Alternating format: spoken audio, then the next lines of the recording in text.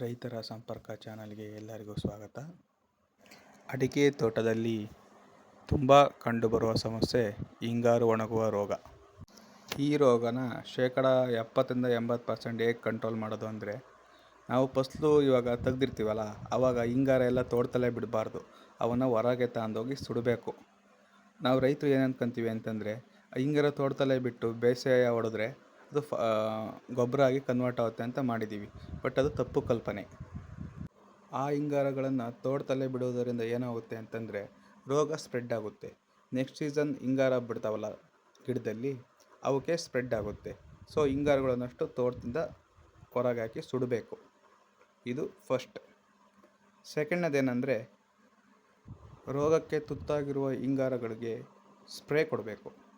ಇವಾಗ ನಾವು ರೈತರು ಅಡಿಕೆ ತೋಟಕ್ಕೆ ಹೆಂಗಪ್ಪ ಸ್ಪ್ರೇ ಹೊಡೆಯೋದು, ತುಂಬ ಹೈಟ್ ಇರ್ತವೆ ಗಿಡ, ಆ ಥರ ಎಲ್ಲ ಯೋಚನೆ ಮಾಡ್ತೀವಿ. ಬಟ್ ಇವಾಗ power sprayer, tractor mounted sprayer ಎಲ್ಲ ಬಂದಿದ್ದಾವೆ.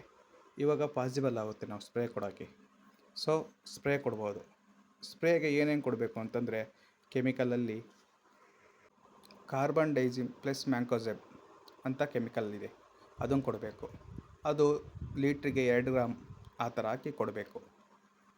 ಇದರಲ್ಲಿ ಬಹುಮುಖ್ಯವಾದ ವಿಷಯವೇನೆಂದರೆ, ನಾವು ಸ್ಪ್ರೇ ಕೊಡ್ತೀವಲ್ವಾ, ಅದನ್ನು ಫಸ್ಟ್ ಇವಾಗ ಕೊಟ್ಟಿದ್ದೀವಿ ಅಂತಂದರೆ 20 ದಿನ ಆದಮೇಲೆ ಮತ್ತೆ ರಿಪೀಟ್ ಆ ಸ್ಪ್ರೇ ಕೊಡಬೇಕು.